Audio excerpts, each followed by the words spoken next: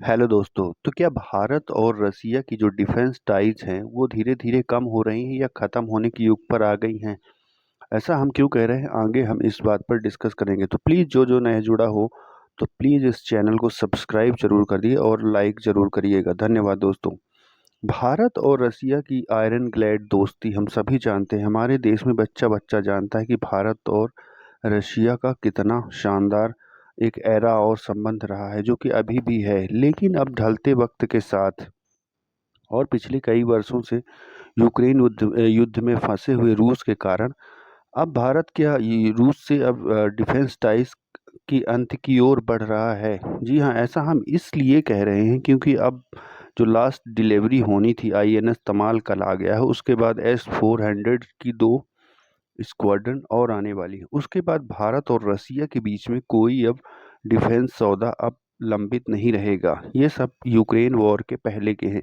Ukraine war के बाद रसिया की मैन्युफैक्चरिंग कैपेसिटी काफ़ी कम हो गई है और वो अपने डिफेंस पर ही ज़्यादा काम कर रहे हैं। उसके साथ साथ हालांकि रसिया ने कई चीज़ें भारत को लगातार ऑफर की हैं, लेकिन भारत ऐसा लगता है कि अब मूड में नहीं है।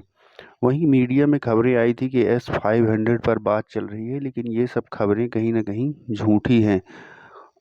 वह भारत क्योंकि भारत प्रोजेक्ट कुशा पर काम कर रहा है। साथ साथ 5th जनरेशन Su-57 की बात करें तो उस पर भी भारत का कुछ खास अच्छा रिस्पांस नहीं है, क्योंकि भारत भी अपने AMCA पर काम कर रहा है।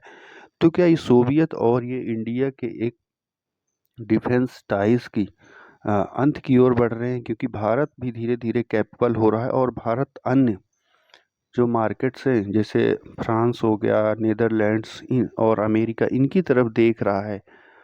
भारत और रशिया का एक बहुत ही लेगेसी और ऐतिहासिक टाइम रहा है, लेकिन अब जैसे पिछली बार S-400 खरीदा था उस पर अमेरिका ने सैंक्शंस की धमकी दी थी। अगर भारत Su-57 या 500 खरीदता है तो इस बार निश्चित रूप से भारत के ऊपर सैंक्शंस का भी खतरा मंडराएगा। पिछली बार तो बच गए थे, लेकिन इस बार मुश्किल लगेगा।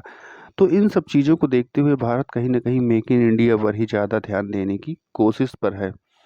और ये सोवियत चीज़ों में चाइनीज़ सामानों का यूज होना, ये भारत के लिए एक कंसर्न बनता जा रहा है। इन सब चीज़ों को देखते हुए भारत कहीं ना कहीं अब अन्य मार्केट्स की ओर देख रहा है, और नहीं तो खुद अपने आप मैन्युफैक्चरिंग पर ध्यान दे रहा है, रिसर्च और डेवलपमेंट की ओर।